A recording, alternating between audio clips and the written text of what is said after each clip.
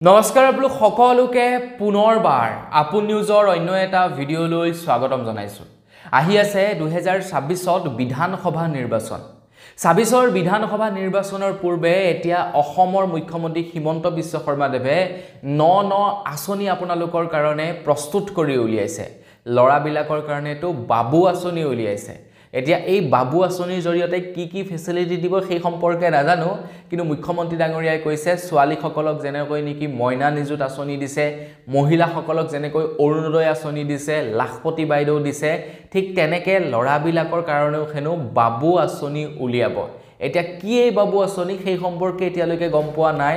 অনাগত সময়ত মন্ত্ৰী মহোদয়ে জনাব, তাৰ পাছত মই আপোনালোকক জনাম। কিন্তু মন্ত্ৰী মহোদয়ে যোৱাকালি ঘোষণা কৰিছে যে যিসকলৰ ৰেচন কাৰ্ড থাকিব তেওঁলোকে কেইবাখনো নতুন আঁচনিৰ ফেচিলিটি লাভ কৰিব বুলি জনাইছে। যিসকলৰ অলৰেডি ৰেচন কাৰ্ড আছে তেওঁলোকে প্ৰায়খিনি আঁচনিৰ সুবিধা লৈয়ে আছে, কিন্তু নতুনকৈ বহু লোকে ইতিমধ্যে ৰেচন কাৰ্ড পাইছে আৰু এই বৰ্ষতে আৰু বহু লোকক ৰেচন কাৰ্ড বিতৰণো কৰিব। বহুতো এনেকুৱা মানুহ আছে তেওঁলোকক ৰেচন কাৰ্ড বিতৰণ কৰিব।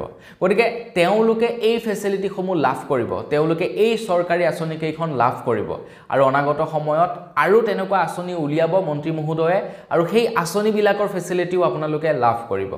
তো 2026ৰ নিৰ্বাচনৰ পূৰ্বে ৰেচন কাৰ্ড যিসকলে পাব বা যিসকলৰ আছে তেওঁলোকেনো কি আঁচনিৰ ফেচিলিটি লাভ কৰিব সেই সম্পৰ্কে আজি এই ভিডিঅ'টোত মই আপোনালোকক জনাম। তো ভিডিঅ'টো প্ৰথমৰ পৰা শেষলৈকে চাই থাকিব। মই শ্ৰীপাঞ্জী গগৈ, আপোনালোকে চাই আছে আপোন নিউজ। আহক আৰম্ভ কৰোঁ আজিৰ ভিডিঅ'। মন্ত্ৰী মহোদয়ে প্ৰায় 5খনকৈ আঁচনিৰ বিষয়ে কৈছে। এই 5খন আঁচনিৰ ফেচিলিটি ৰেচন কাৰ্ড থকা লোকসকলে লাভ কৰিব বুলি জনাইছে। ইতিমধ্যে বহু লোকে এই 5খন আঁচনি লাভ কৰি আছে আৰু কিছু লোকে গোটেই 5খনেই আঁচনি লাভ কৰা নাই। কিছু লোকে হয়তো কোনোবা 2খন পাইছে, কোনোবাই 3খন পাইছে, কোনোবাই 4খন পাইছে, কোনোবাই 1খন পাবলৈ বাকী আছে, কোনোবাই 2খন পাবলৈ বাকী আছে। তেনেকৈ মুঠতে গোটেই কেইখন আঁচনি সবেই পোৱা নাই, 2-3খন আঁচনি পাবলৈ বাকী আছে। এতিয়া মন্ত্ৰী মহোদয়ে কৈছে যে যিসকলৰ ৰেচন কাৰ্ড থাকিব, ৰেচন কাৰ্ড থকা লোকসকলে এই গোটেই আঁচনিখিনিৰ ফেচিলিটিয়ে পাব। মানে 26ৰ নিৰ্বাচনৰ পূৰ্বে আপোনালোকে গোটেই আঁচনিখিনিৰ ফেচিলিটি লাভ কৰিব যিসকলৰ ৰেচন কাৰ্ড আছে। এতিয়া আপোনাৰ যদি ৰেচন কাৰ্ড আছে বা আপোনালোকে যদি ৰেচন কাৰ্ড পাব তেনেহ'লে এই 5খন আঁচনিৰ ফেচিলিটি আপোনালোকে এই বৰ্ষতে মানে এই 2025 বৰ্ষতে লাভ কৰিব।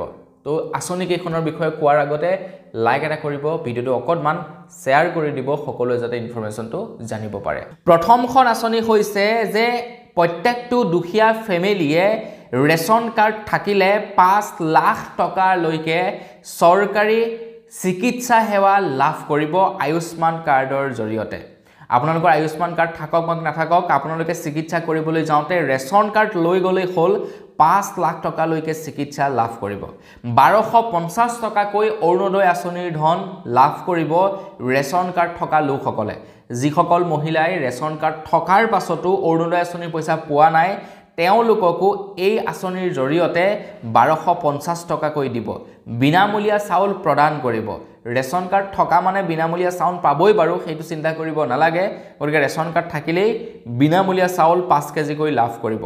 মচুৰ দালি, চেনি আৰু নিমখ 1 কিলোকৈ লাভ কৰিব। এইটো কিন্তু একেবাৰে বিনামূলীয়া নহয়, সেই আৰু সাহায্য মূল্যত আপোনালোকে এই 1 কেজিকৈ 3টা বস্তু লাভ কৰিব। ৰাজ সাহায্যযুক্ত ৰন্ধন গেছ যেনে উজ্জ্বলা আঁচনি আৰু তাৰ লগতে 250 টকাকৈ ৰাজ সাহায্য লাভ কৰিব আৰু মিঠাতেলো আপোনালোকে লাভ কৰিব। তো এই 5টা আপোনালোকে সামগ্ৰী বা এই 5খন আঁচনি আপোনালোকে লাভ কৰিব যদিহে আপোনালোকৰ ৰেচন কাৰ্ড আছে। আৰু যিসকলৰ ৰেচন কাৰ্ড আছে তেওঁলোকে চিন্তা নকৰিব যে তেওঁলোকে এপ্লাই কৰিলে পাব, এপ্লাই নকৰিলে নাপাব, তেনেকুৱা নহয়। তো যিসকল লোকৰ ৰেচন কাৰ্ড আছে তেওঁলোকে এইকেইখন আঁচনিৰ সুবিধা লাভ কৰিব বুলি জনাইছে মন্ত্ৰী মহোদয়ে। গতিকে চিন্তা কৰিব নালাগে। আপোনালোকে যদি ৰেচন কাৰ্ড এতিয়ালৈকে পোৱা নাই তেন্তে ৰেচন কাৰ্ড পাব প্ৰথমতে, আৰু ৰেচন কাৰ্ড পোৱাৰ পাছত আপোনালোকে এই আঁচনিখিনিৰ ফেচিলিটি লাভ কৰিব। আৰু যিসকলৰ অলৰেডি ৰেচন কাৰ্ড আছে, ৰেচন কাৰ্ড থাকিও তেওঁলোকে এই আঁচনিৰ সুবিধা পোৱা নাই, তেওঁলোকে এই বৰ্ষতে গোটেই আঁচনিকেইখনৰ সুবিধাও লাভ কৰিব নিৰ্বাচনৰ পূৰ্বে। এতিয়া বহু লোকে অৰুণোদয় আঁচনিক লৈ ট্ৰল কৰি আছে, বহু লোকে দালি চেনি নিমখক লৈ ট্ৰল কৰি আছে।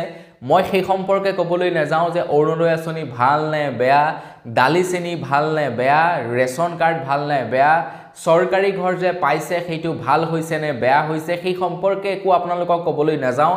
এই ভিডিঅ'টোত মই মাত্ৰ 5খন আঁচনিৰ বিষয়েহে আপোনালোকক জনাবলৈ আহিছিলোঁ কিন্তু মোৰ কথাটো হৈ গ'ল কি মই বিজেপিক সাপোৰ্ট কৰোঁ বা নকৰোঁ মই দৰকাৰ হ'লে আম আদমি পাৰ্টিকে সাপোৰ্ট কৰোঁ বা AIUDF-কে সাপোৰ্ট নকৰোঁ কিয় মুঠৰ ওপৰত চৰকাৰী বস্তু আহিছে যেতিয়া ইয়াৰ সুবিধা ল'ব লাগে মই বস সেইটোৱে জানো এটা কথা কি যে চৰকাৰে নিজৰ পকেটৰ ধনেৰে এই আঁচনিবিলাক নিদিয়ে গতিকে মই যদি AIUDF-ক সাপোৰ্ট কৰোঁ তেনেহ'লে মই বিজেপি চৰকাৰে দিলে বুলি সুবিধাখিনি নোলোৱাকৈ নাথাকিম মই বিজেপি চৰকাৰ বুলি নহয় আমাৰ অসম চৰকাৰে সুবিধাবিলাক দিছে বুলি মই গ্ৰহণ কৰিম গতিকে আপোনালোকক কম যে আপোনালোকেও যদি এই আঁচনিবিলাকৰ সুবিধা লাভ কৰা নাই আপোনালোকে এই আঁচনিৰ সুবিধাবিলাক ল'ব মানে লোৱাৰ বাবে আপোনালোকৰ সুবিধা আছে কিন্তু তাৰ পাছতো আপোনালোকে লোৱা নাই বিজেপি চৰকাৰে দিছে বুলি আপোনালোকে ট্ৰোল কৰি আছে তো মোৰ মতে ট্ৰোল কৰাটো বেলেগ এটা কথা চৰকাৰী আঁচনি লোৱাটো বেলেগ এটা কথা যাকেই সাপোৰ্ট নকৰক দৰকাৰ হ'লে আপোনালোকে কংগ্ৰেছকেই সাপোৰ্ট কৰক তথাপিও চৰকাৰী আঁচনিৰ সুবিধা